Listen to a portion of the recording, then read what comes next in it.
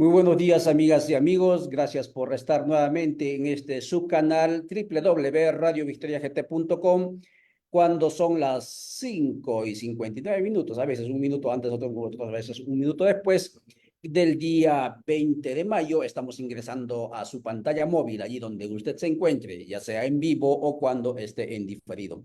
Saludamos a nuestros amigos y amigas de Rondas Campesinas del Perú que nos permiten ingresar a su canal de manera directa, pero también saludamos a nuestros amigos y amigas de Minca Comunicaciones Argentina, al Carajo.org de Colombia, a Radio Dignidad, quienes también nos permiten ingresar a Radio Dignidad en Honduras de manera directa a su canal, a su audiencia y obviamente a los integrantes del espacio de Aviala Soberana. Vamos a dejar de compartir pantalla, ahora sí. A Rondas Campesinas, ya dijimos, a Codeca Guatemala, a Juventud Plurinacional de Guatemala también y a todos los otros canales, tanto en YouTube como también en X, que nos permiten entrar con este contenido a su página. Hoy es 20 de mayo, el mundo está un tanto consternado, por no decir menos. Hay países que han declarado hasta 3 días de duelo, como es el caso de Afganistán, como es el caso del Líbano, pero también el caso de Siria. ¿Y por qué? Porque falleció en un accidente de helicóptero el presidente, el que fue presidente de Irán, junto a sus 7 integrantes, incluyendo el canciller. Ayer cuando aquí era noche, estaban buscando y al final encontraron el cuerpo y los cuerpos de, en este caso, del expresidente Ebrahim Raisi. Y también ¿qué otra noticia nos llama? Y entonces, ¿ahora qué pasa en Irán? Dirán ustedes. Pues acaba de asumir el mando el primer vicepresidente por 50 días y habrá elecciones inmediatas. Y otra noticia, y debo de decirlo también antes de anunciar a nuestro invitado para hoy, la Corte Penal Internacional solicitó orden de captura contra el primer ministro de Israel por el caso del genocidio que están cometiendo contra el pueblo de Palestina. Y empezamos hoy anunciando que es Día Mundial de las Abejas, de ese insecto, de ese ser importante que posibilita la vida, especialmente en estos tiempos cuando la vida se está ausentándose del planeta.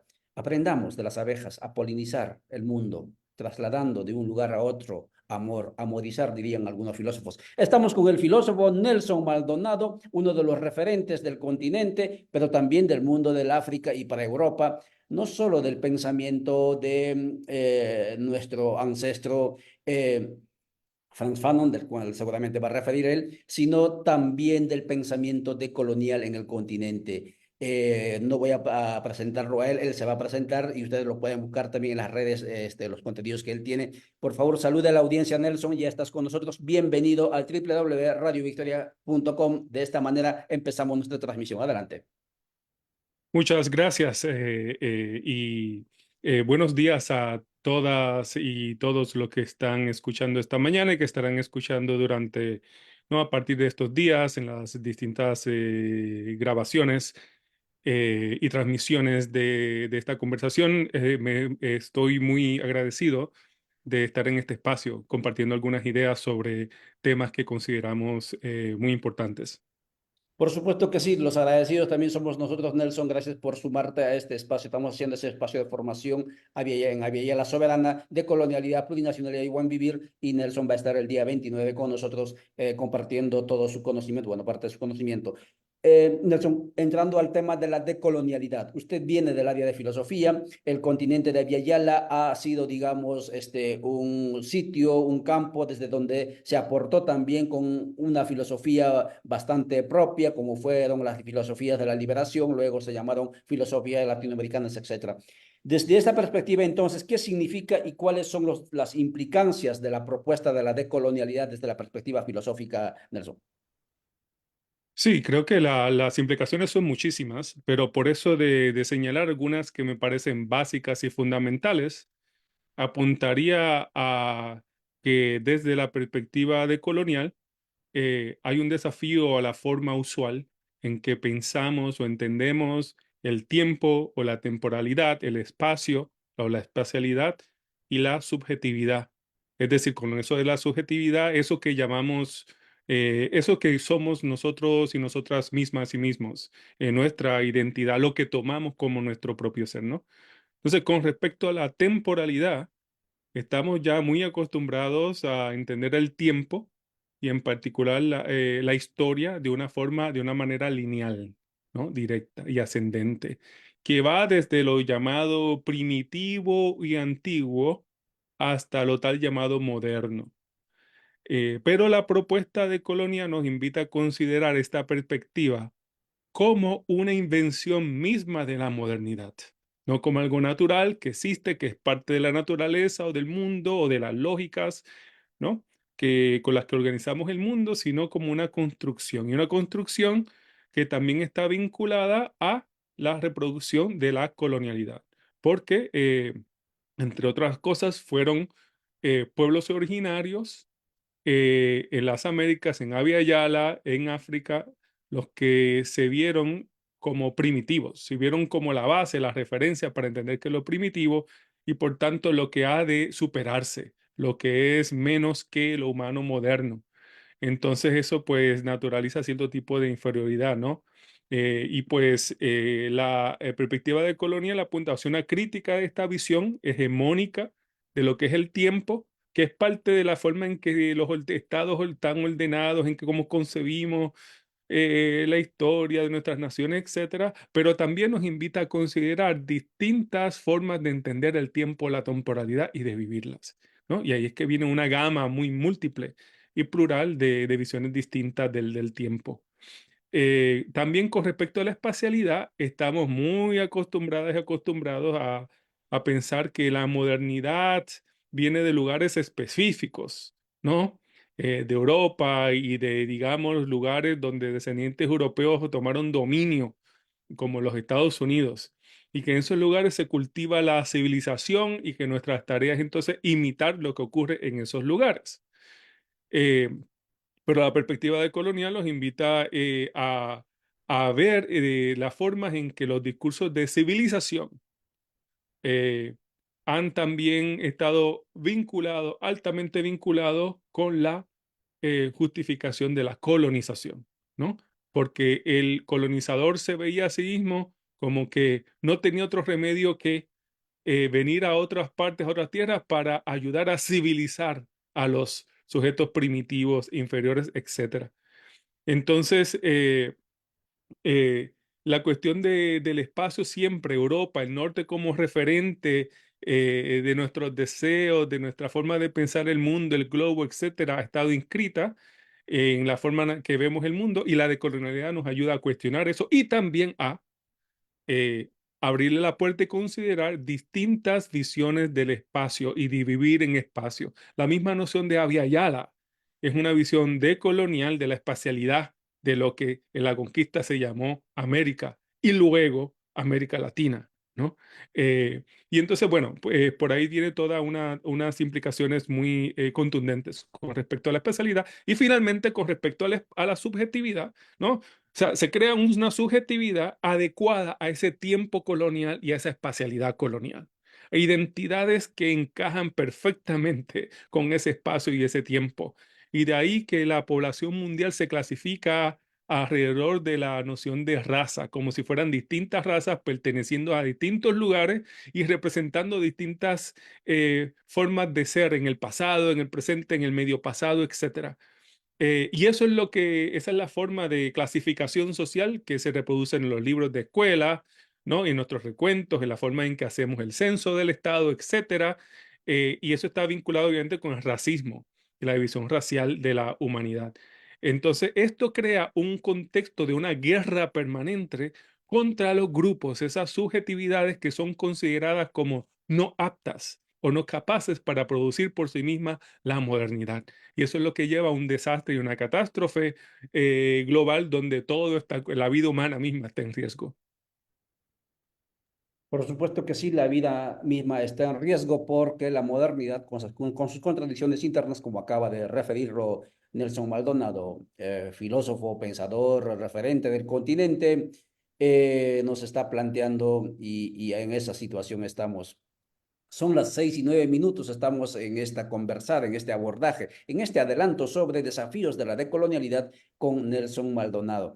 La otra cuestión, Nelson, que cuando se habla de la decolonialidad, que se plantea es ¿cuándo surge en la academia esta perspectiva, esta propuesta de colonial? Se habló en el continente de Abiyala que teníamos desde la filosofía, digamos, que se llamó latinoamericana, ¿no? Una filosofía reflejada, etcétera, ¿no? Que ocurría allá en Europa y luego copiábamos aquí con algunos ingredientes, pero al fin y al cabo era un reflejo.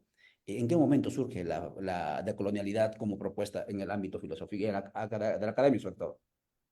Sí, yo creo que, digamos, la ola más reciente de pensamiento decolonial y llamado así de forma explícita decolonial se remite a la coyuntura histórica de finales de los 80 y principios de los 90, cuando por un lado el socialismo realmente existente y el marxismo ortodoxo entran en una crisis profunda, ¿no? Por la deslegitimación de la Unión Soviética en el mundo y de ese proyecto estatista que se consideraba socialista estatista soviético. Por un lado, ¿no? Ese debilitamiento, esa crisis que ocurre, y por otro, dentro de ese hueco, de esa gran crisis de la izquierda, digamos, global, incluyendo en Abya Yala, el surgimiento o resurgimiento de movimientos y voces de pueblos originarios llamados indígenas, sobre todo en Abya Yala, pero también en otras partes del mundo, ante la cercanía del quinto centenario del llamado descubrimiento de las Américas. Y si uno ve la literatura en la academia, durante esa época de finales de los 80, de principios de los 90, está llena de múltiples, digamos cientos de estudios sobre el llamado descubrimiento. Y mucho de eso va ahí en la delantera, las voces de movimientos indígenas que están cuestionando el hecho de que se plantee celebrar el quinto centenario. Y la pregunta que se plantea es, ¿qué es realmente este llamado descubrimiento? ¿Qué ha implicado? ¿Y cómo es que después de 500 años todavía se plantea celebrarlo? Esa fue una pregunta crucial. Justo en un momento cuando, digamos, sectores de la intelectualidad más crítica, inclusive la intelectualidad mestiza más crítica, pero no solo están abiertos a distintas coordenadas sobre pensar el capitalismo, la modernidad, más allá de las doctrinas oficiales del marxismo, ¿no? Y entonces ahí me parece que hay un cruce y un terreno fértil donde surge la noción de colonialidad y luego de decolonialidad a partir de eso. Ya no simplemente la decolonialidad, no refiriéndose a un momento de la historia de América Latina o de alguna parte del mundo, sino a una dimensión constitutiva de la modernidad occidental, ¿no? Y me parece a mí que esa era una perspectiva que no tuvimos que inventarnos, no se tuvo que inventar el concepto de colonialidad para que los pueblos originarios, combatientes en pueblos originarios, supieran que la modernidad era de por sí colonialidad, ¿no?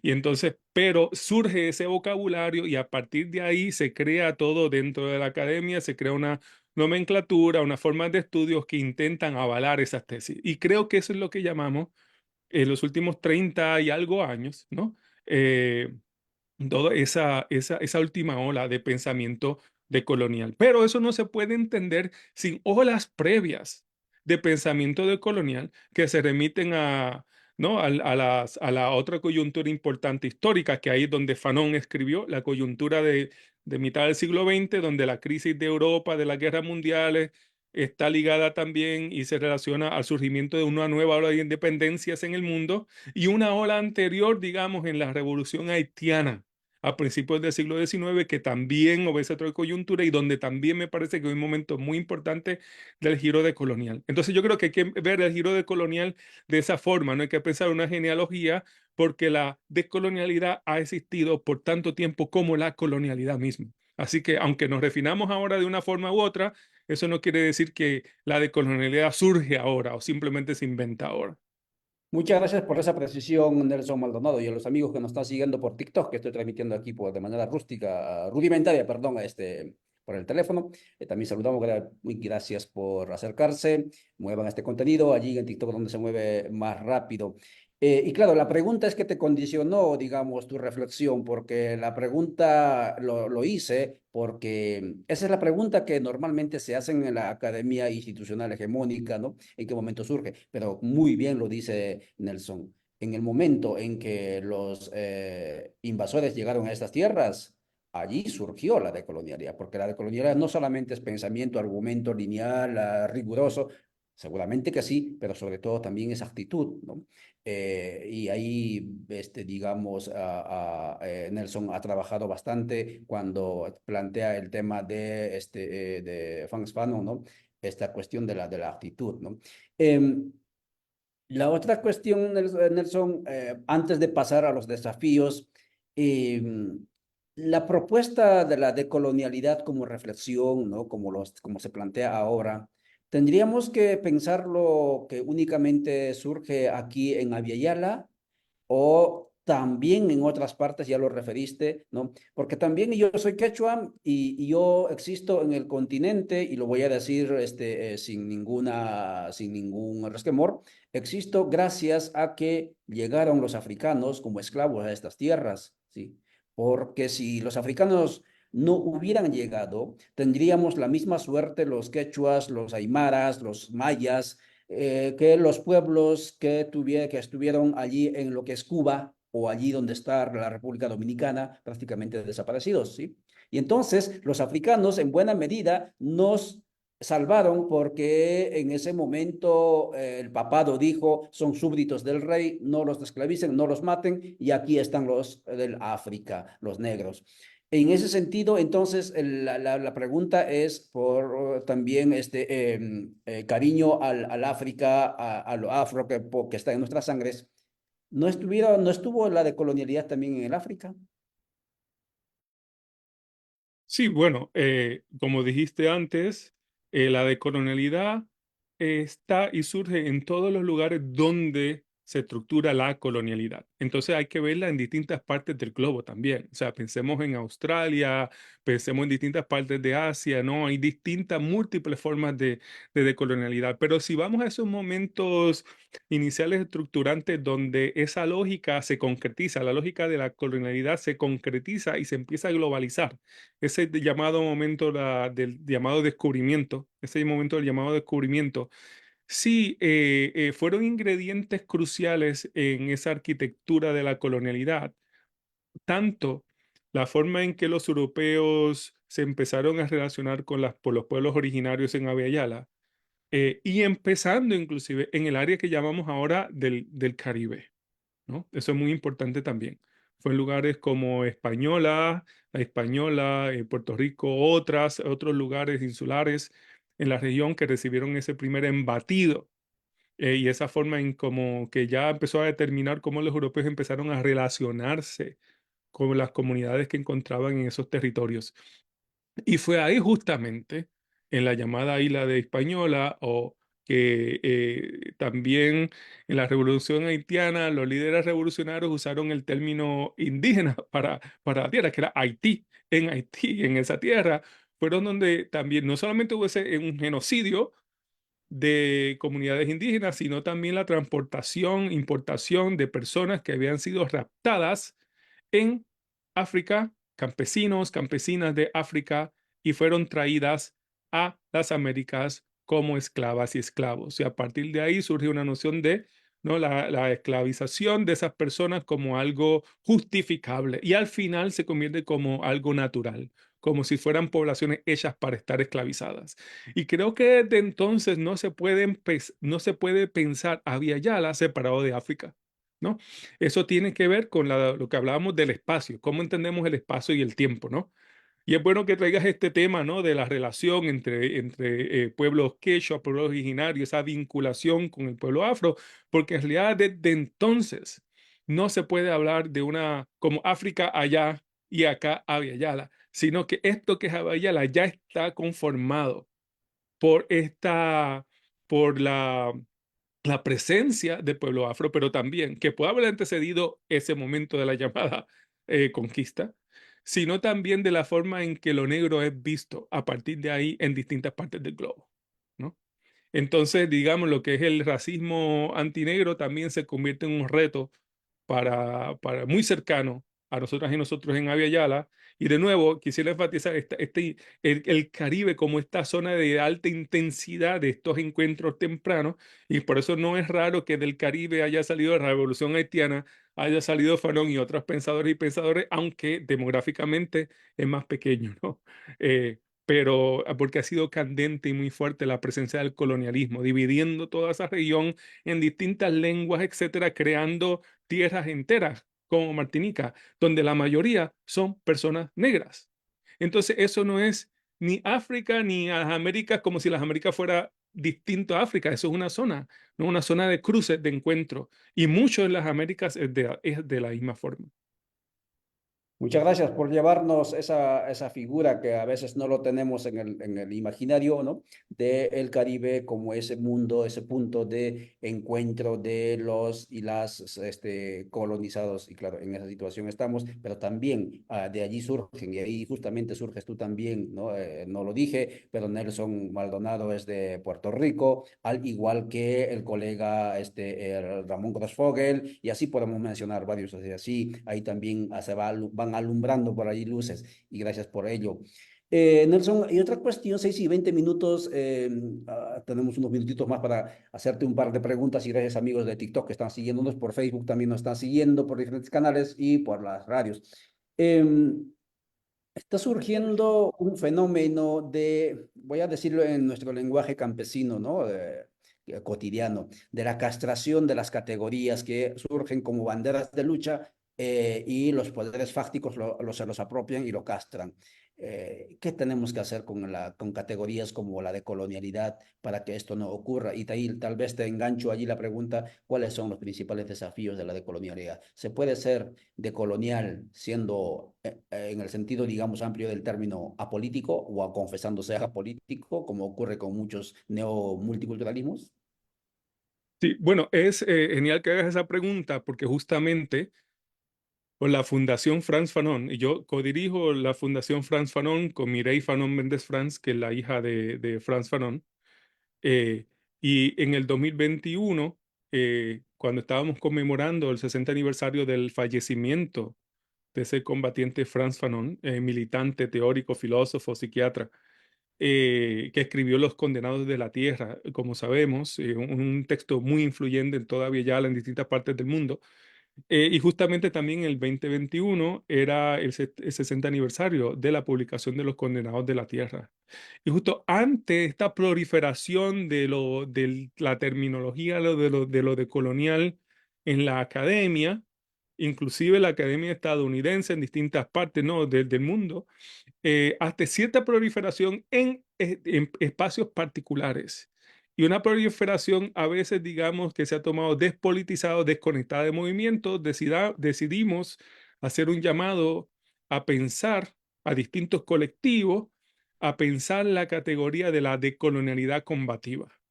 Y desde entonces nos resistimos solamente a hablar de decolonialidad así de por más, sino porque a veces la decolonialidad se considera parte, digamos, la crítica al eurocentrismo. Entonces, digamos, uno puede criticar al eurocentrismo, pero todavía ser colonial en muchas otras dimensiones, ¿no? Y sobre todo uno puede ser un crítico de eurocentrismo, digamos, una persona que se es experta en la crítica al eurocentrismo, pero no está vinculado con movimientos de lucha que no solamente están cuestionando el eurocentrismo, sino que están confrontando las manifestaciones contemporáneas de ese eurocentrismo en la sociedad en distintas partes, y están inventando nuevas formas de ser y de pensar en respuesta a ese eurocentrismo, ¿no? Entonces la noción de colonialidad combativa va esa en la dirección. La noción de combativa aparece en Fanon, en Los Condenados de la Tierra, y la van a encontrar de forma muy fuerte. Para Fanon, la descolonización era un acto combativo que no pasa desapercibido, es una transformación radical del mundo, ¿no? No es una cuestión puramente académica. Y también en Puerto Rico, en el 2019 tuvimos lo que se llamó el verano combativo del 2019, que fue un momento de unas manifestaciones masivas contra el gobernador entonces en la isla, y unas manifestaciones que llevan a que el gobernador tenga que renunciar. ¿no?